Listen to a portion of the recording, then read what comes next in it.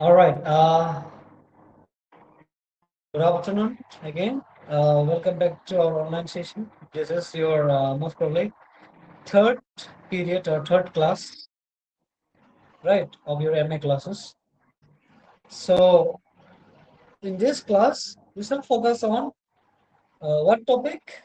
This course that is literary theory and criticism. That is ENM 6213.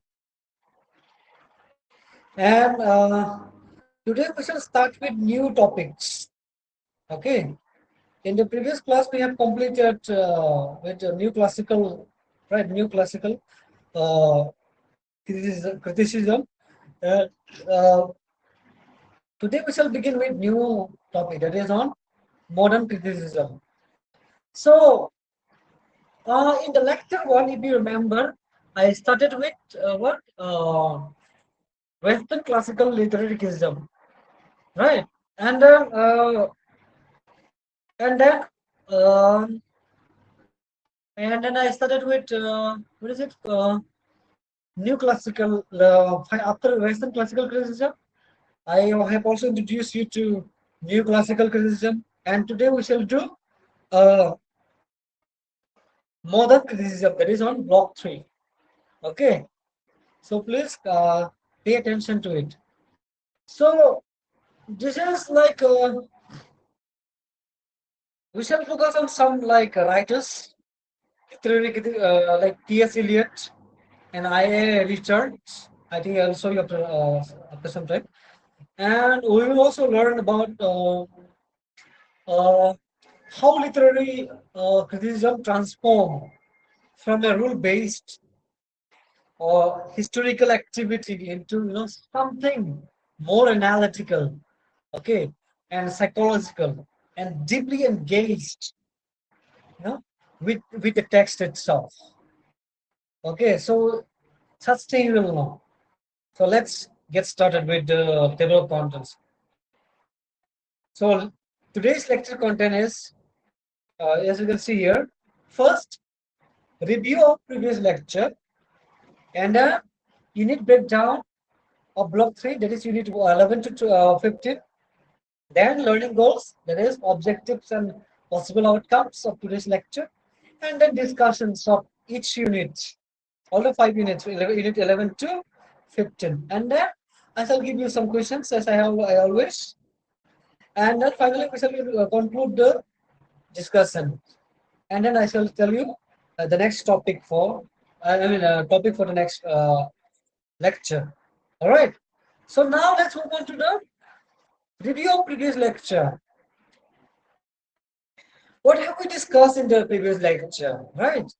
So as you can see here, we have completed, new classical criticism. I shall not discuss again and again this thing. I shall not like discuss entire things altogether. Okay.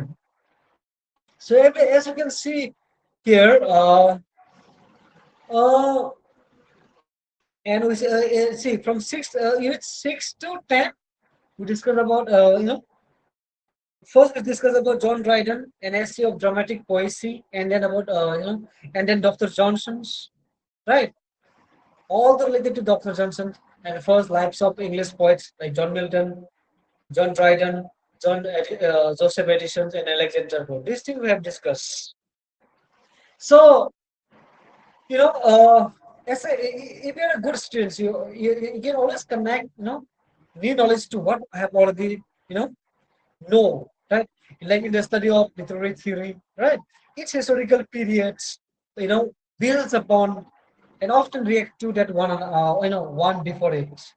So, this review of previous lecture is not just like for formality. Okay, we have already read these things. You have already revised it. You should be able to connect with the new topics today. Okay, so that's why I said it is very necessary. You know, it is a very necessary intellectual bridge that will help you understand why modern criticism matters. This is all about new classical criticism, right? So let's now before we look into move into block 3 modern criticism. Let's look into what uh, the unit breakdown of this block before we discuss in detail. So as you can see here, two writers are focused here: T.S. Eliot and I.A. Richards. So this their ideas will be focused here as for modern criticism discussions. Okay. So there are five minutes as you can see in all the block. There are 5 minutes, right? So we shall complete all these 5 units today. Now, what about the learning goals? So after having read, why are we reading? What will you gain? What are the main objectives of the discussions? And that after that, what will you gain? What can you do after having learned these topics? Okay, now. So now the first objective is to understand the shift from new classical criticism to modern criticism. Whether Thailand have mock has joined or not? No, not yet. Only Momita. Okay. And the second point is to analyze T.S. Eliot's critical theories and concepts. And third is to examine I.A. Richards' scientific approach to literary criticism to develop critical thinking skills in interpreting literary texts. These are the main objectives. And what are the possible outcomes?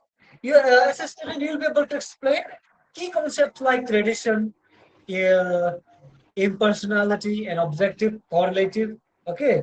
And then next, you'll also be able to critically analyze literary text, using modern critical, frameworks.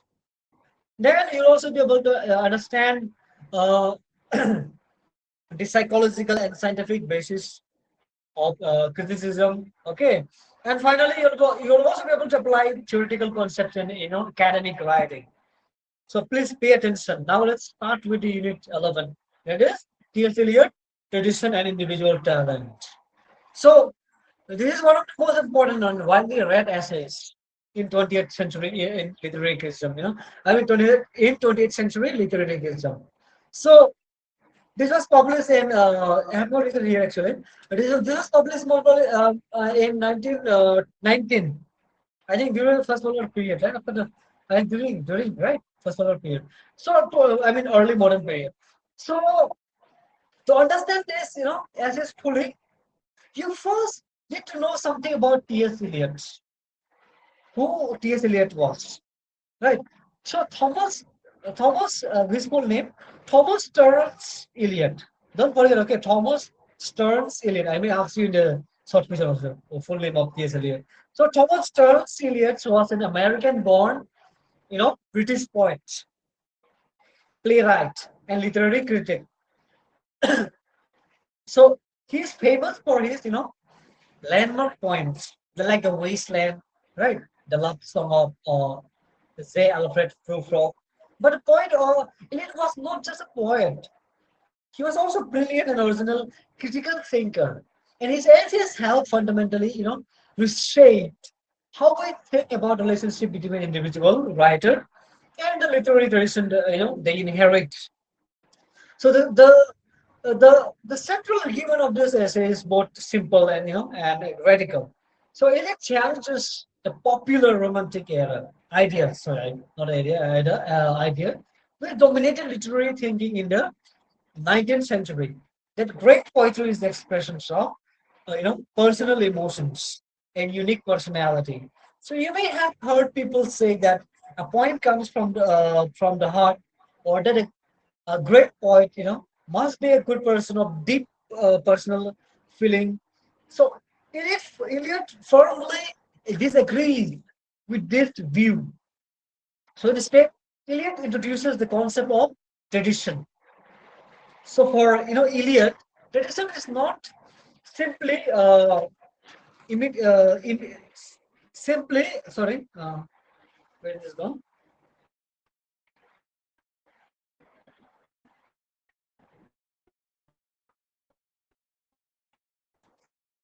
So tradition is not simply imitating older writers or reproducing ancient models.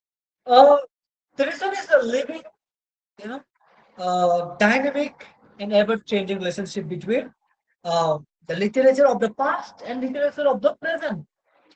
A poet who writes today does not write in isolation. They write within a long tradition of all the great writing that has come before them. Okay. And when a truly new and great work appears, it actually modifies the way we read everything that came before. I mean, before it. So the reason is always being, recognized and renewed. So this, leads Eliot to his famous impersonality theory. He argues that a great poet does not simply pour personal emotions into a poem. Instead, the poet acts like a catalyst in a chemical reactions. So the poet's mind is the medium through which emotions and ideas combine to produce, something new and lasting. So the poet's own feelings are not the subject of the poem. The poem itself is a subject. A good poet does not express emotions. They escape their own emotions, not by suppressing them, but by transforming them into art through craft and conscious intelligence. So to illustrate this, it uses a well-known chemical analogy. He compares the poet's mind, to platinum. When you pass oxygens and sulfur dioxide over a strip of platinum, sulfurous acid is formed. The platinum, enables the chemical combinations, but the platinum itself remains, you know, entirely unchanged and does not become part of the product. Similarly, the poet's mind enables the fusions of emotions, ideas, and images into a poem. But the poet's own personality is not present in the finished work.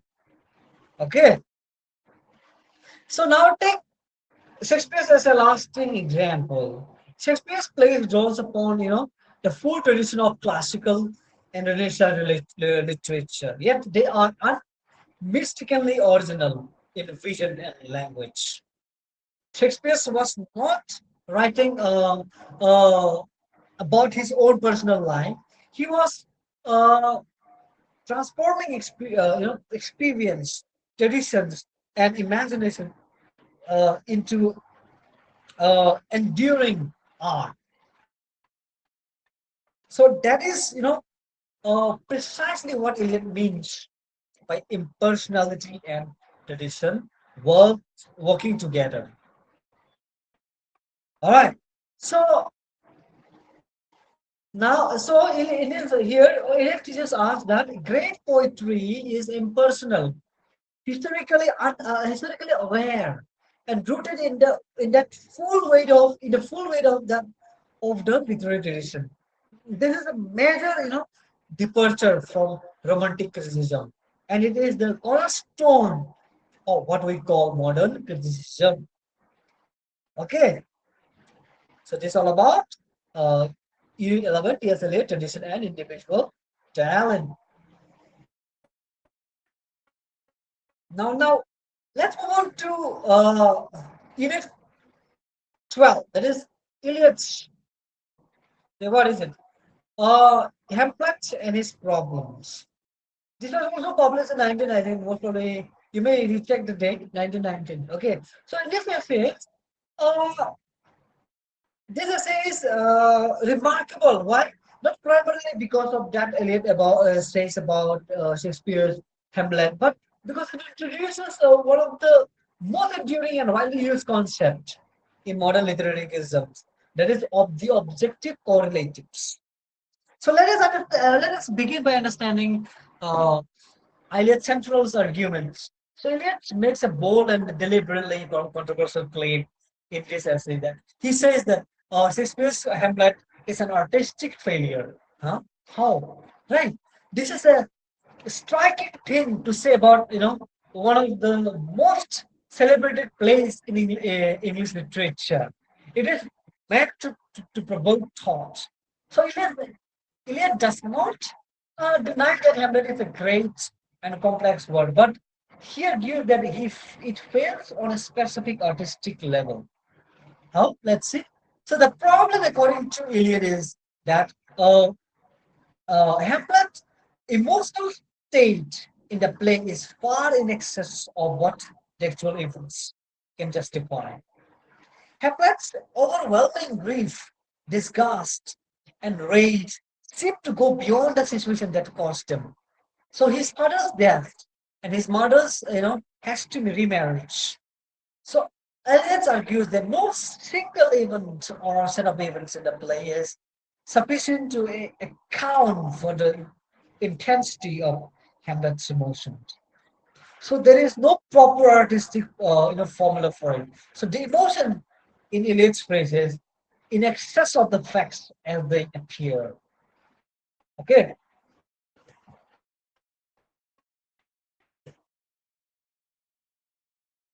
So the the diagnosis, what is it? What should you say? And in medical they call it the diagnosis, right?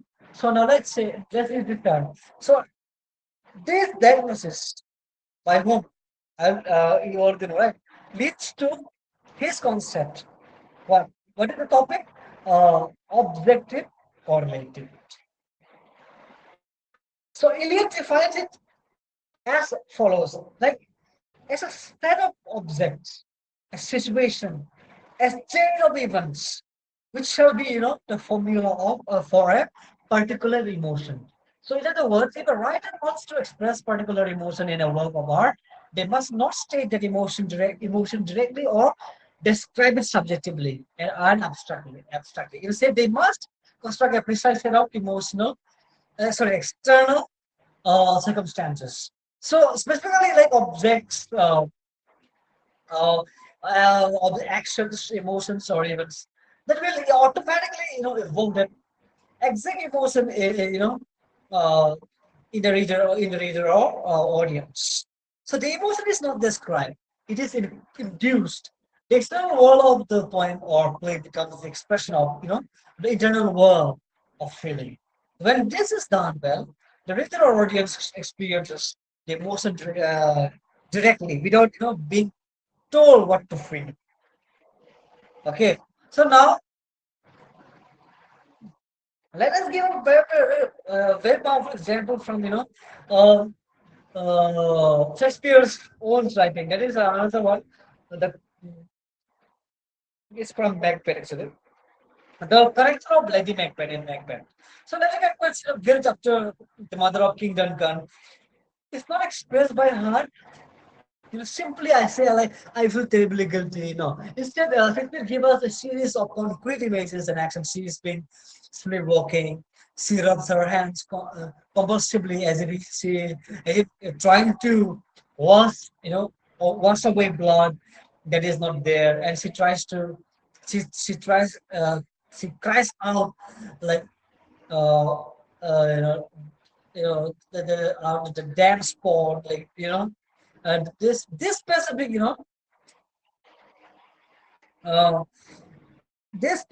uh, there's objects and actions, the blood, the washing, the night wandering, are the co-objective, sorry, objective correlative for her guilt. But once again, like the blood, the washing, the night wandering, the sleepwalking I'm talking about, right? So are all these are objective correlatives for her guilt, the guilt she made.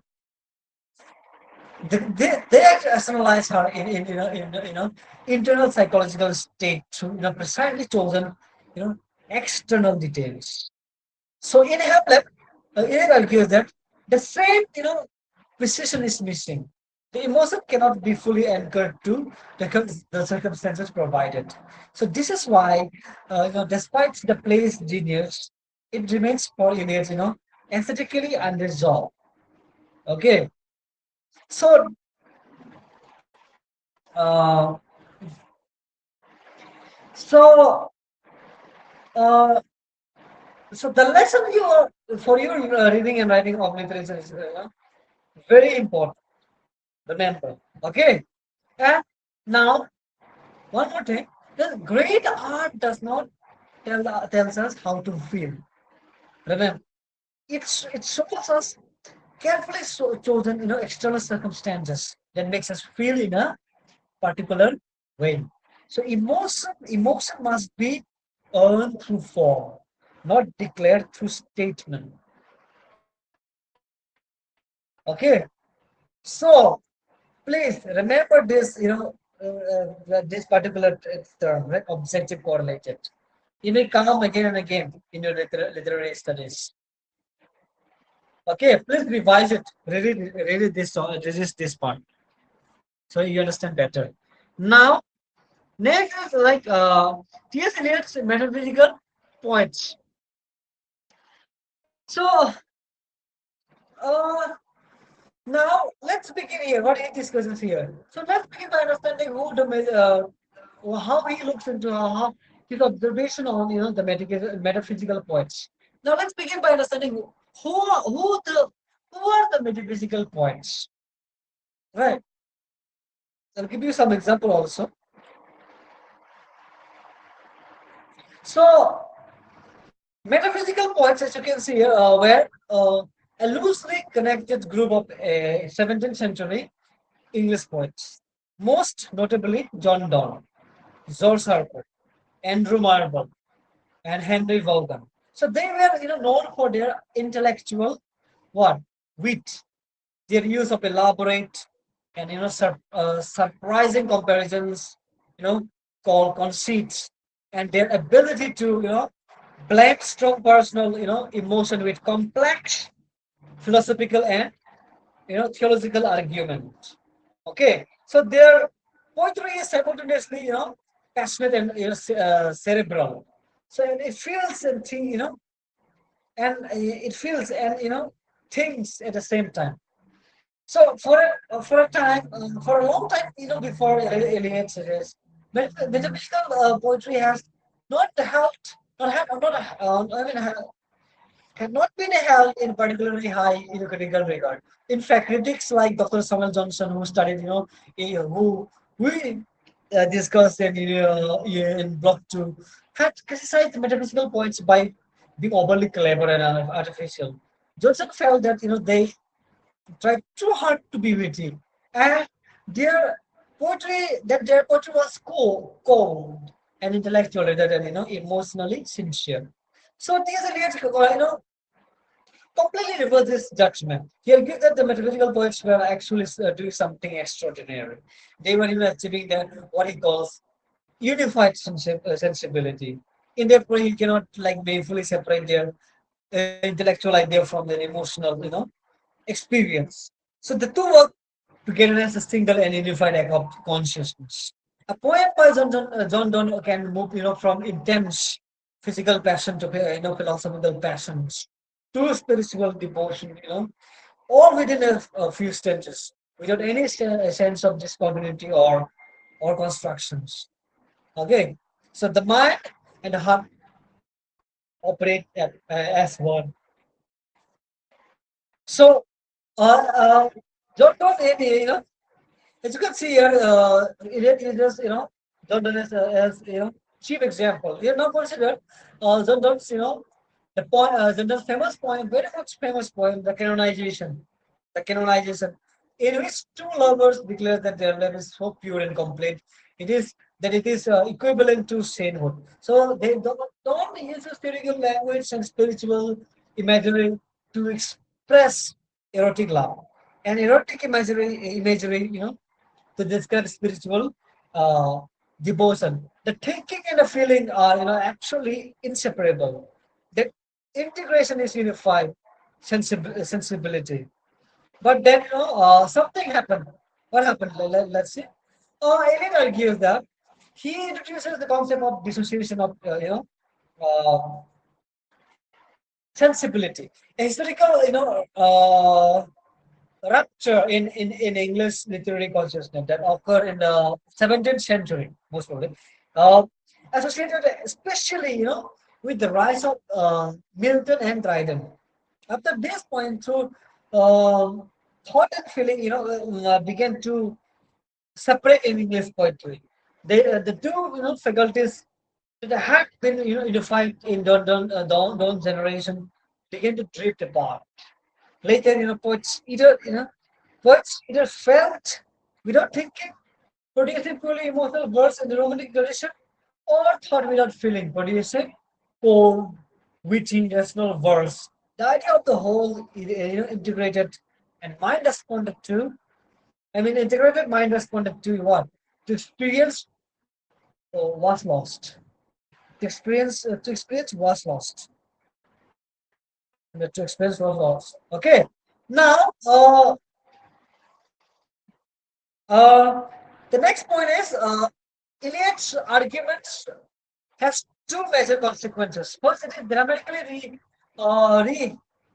rehabilitated the reputation of the metaphysical poet.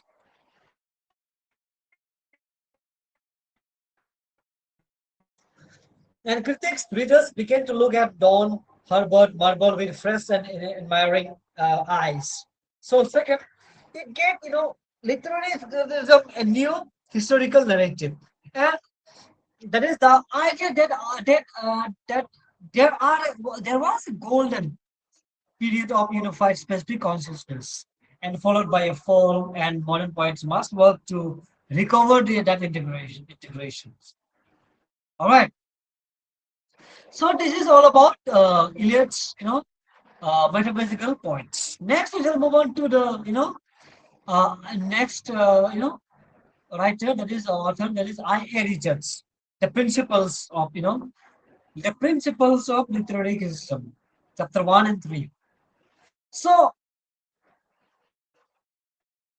now let's try to know about who this person is. So first, it is very important to know about the person, right? That's why let's try to understand this first. So, I.A. Richard, he was a British literary critic, rhetorician, educationist, and one of the most original thinkers in the 20th century literary studies.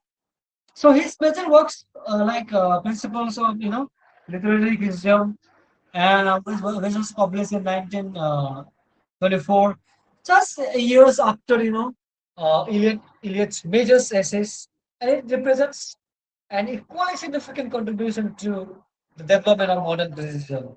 So in Eliot 14, uh, we shall focus on more, three chapters of principles of literary criticism. So we are not going to focus on an entire chapters. So these chapters lay the theoretical and philosophical foundation of Richard's approach to literature. They differ substantially from anything we have studied so far in this course. Okay, so the most striking distinctive features of Richard's approach is that he wants literary criticism to be objective, systematic, and scientific.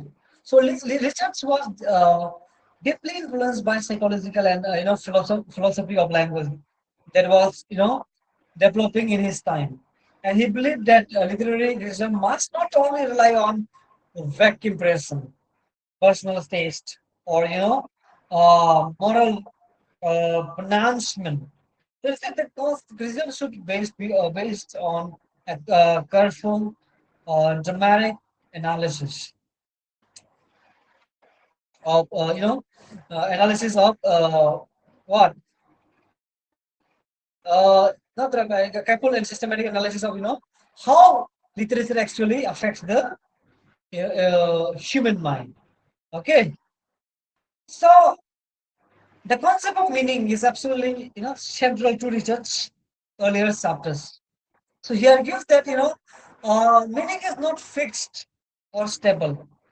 A word or sentence does not carry a single or determined meaning that can be extracted and summarized by every reader in the same way. No, meaning depends on the context in which language is used, the emotional association with the words carry, and the psychological response they produce in each individual reader. Two different readers encountering the same poem may construct meaningfully different responses, from the same text, and both responses may be valid, though research also believe that some responses are more organized, sensitive, and comprehensive than others.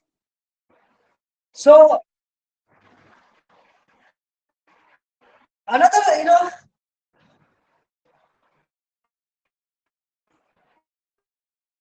research also places great emphasis on, importance of communication in literature.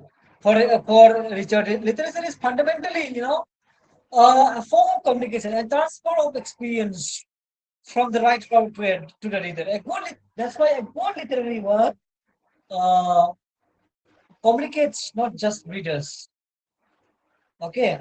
I'm sorry, communicate not just ideas, not readers, ideas and information, but also attitudes, feelings, values, and psychological states. Another key idea is this chapters concern, like, uh, no, these chapters actually concerns the question of, value in literary criticism. Like Richards argues that the pursuit of criticism is to help readers who readers develop more sophisticated, balanced, and organized responses to literary criticism. Uh, Literature is valuable, not simply because it teaches moral lessons or, follows classical rules, but because it has the power to organize, and balance our emotion, impulse, and mental state. A great poem does not merely entertain; it trains and develops the mind by offering complex emotions and psychological experiences in an artistically ordered form. Okay. Now, now let's take consider an example here. So, if you read a poem about grief and loss, for example, and the reading experience moves you, makes you feel that your own echoed feelings have been given shape and expressions. That poem has communicated successfully. Richard would say it has organized your emotional response. This is precisely what good literature does, and that is why it matters.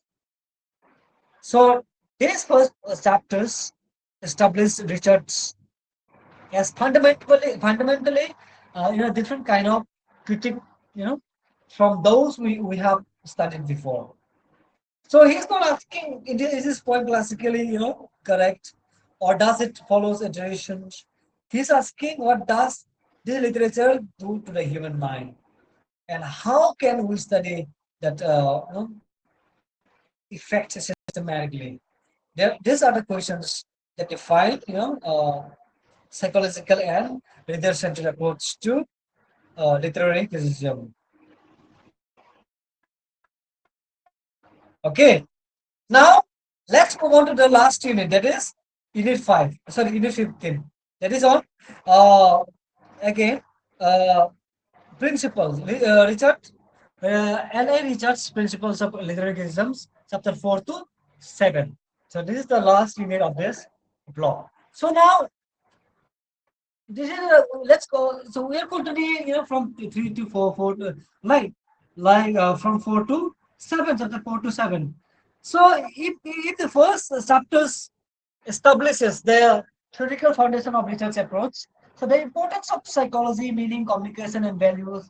These later chapters develop his ideas into a practical and teachable method of reading and analyzing literary texts. Okay.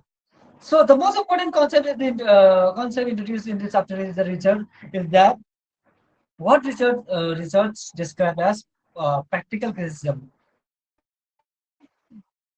a term he developed more, fully in a later book of the same name, which was published in 1929. So, but whose foundations are laid here? The central principles of, criticism, practical criticism is Straightforward but revolutionary. Richard believed that students and readers, you know, literature must learn to read text closely, carefully, and independently, without relying on author's biography, historical background, and other, preformed critical opinions. Okay, if we go to the text itself, you read the words on the page, you engage with what the language does to your mind and to your emotional and aesthetic sense. So, but in this chapter, Richard, provides something even more precise and useful. He identifies four distinct types of meaning that operate in any piece of literary language. So, and he argues that meaning means, he argues that as key literary reader must be simultaneously aware of all four. So, missing even one of them, means that your reading is incomplete. So, first, the first type is sense. This is the lateral or like intellectual concept, of the words. What they actually say at the most direct and denotative level. Okay. Well, when a poet writes the sky is gray, the sense is, the sense is that the sky without color and light. So this is a factual surface level of measuring. The second type is feeling. The readers refers to the this refers to the emotional tone and attitude that the writers brings to the subject being described. So the same description of a gray, sky can carry grief, peace, dread, or uh, relief depending on how the surrounding language is arranged. All right. The third type is tone. So this third type refers to the attitude of the writer toward the reader. The implied relationship between the voice of the text and the person reading. A poem can address it, uh, uh, reader with intimacy, with distance, with irony, solemnity, or warmth. Okay. That is all about tone. And the fourth type is intention. This refers to the writer overall purpose, in producing the work. What is the writer trying to, achieve? Are they trying to persuade, to mourn, to celebrate, to challenge, to instruct, to control the, the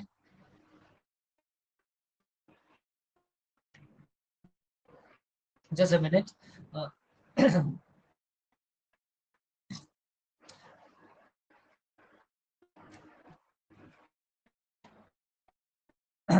so understanding intention, gives, direction to all other types of meaning and helps us, read the work in a coherent and purposeful way. So Richard, argues that the failure to attend to any one of these four types leads to, misleading or incomplete reading. So a student who focuses on the literal sense of a poem will miss its emotional and tonal dimension. So a student who is overwhelmed by feeling, may lose sight of the may lose sight of the intellectual content or the writer's purpose. So good reading requires balance and awareness across all uh, four levels simultaneously. Right? Sense, feelings, tone, and intention. Though so the significance of Richard's contribution here can hardly be, overstated. So these, uh, four types of meaning, you know, have shaped the way literature is taught at every level of education. When you are asked, right, like it may be in examination or classroom, to analyze the tone of this passage, or to identify the writer's purpose, or to discuss the emotional effect of this imagery, you are being asked to perform what? Richardson's analysis. So he's spraying it everywhere in literary, education, often without, students, even realizing its origin. Okay. So together, unit, 14 and 15, right? Chapter 1 to 7. So shows us that Richard's criticism is fundamentally concerned with the reader's experience of the text. And he asks, what does this language do to the mind? How does it produce meaning? How can we become more precise and self-aware as readers? So these are questions that continue to shape this study of uh, literature worldwide, and they represent one of the most durable and practical legacy of modern criticism. Okay, so this is all about Unit 15. So with this we have completed 11, Unit 11 to 15 of Block 3 on modern criticism. All right. So now let's move on to the questions based on today's lecture. So the first question is what does the DSL mean by tradition in literature? Second question, the concept of objective and correlative with example. And third question, what is dissociation of sensibility? So discuss briefly. So try to attempt all these questions. Go through this, lecture. Go through USLM, and then try to solve these questions. Only then you'll understand, better about these topics. If you don't revise, if you don't go through, how will you understand? How will you understand better? Right? That's why revision is always necessary. Now let's move on to the conclusion. So today we have learned that you know we have discussed that we have learned something. We have what is the thing we have covered? Like modernism, moved beyond rules to analysis and interpretation, right? And then we have also learned that Eliot emphasizes tradition, structure, and impersonality. Then we have also learned and discussed that Richard introduces what? Scientific and reader-based criticism. And finally, we have learned that together, right, they shape modern literary theory. So these are the things that have been discussed at Block 3, modern criticism. So next, this is the end of of block block 3. Block 3, modern criticism lecture or discussion. So in the next class, we shall move on to block 4, the last block of this course, ENM 6213. That is on postmodern criticism. So please kindly go through it. Okay, please go through it. Go through this topic before you attend the next class, right? So that you understand what exactly is postmodern criticism. All right, please go through it. Don't be lazy to go through this, things. Because it will help you a lot in future. Okay, not only in examinations. All right. So now with this we conclude this lecture. Now, if you have any questions, doubts, you may raise it. You may ask questions. Or if not, uh, with this, we conclude today's lecture. So, all right. Okay. Okay then. And thank you so much. And see you in the next class.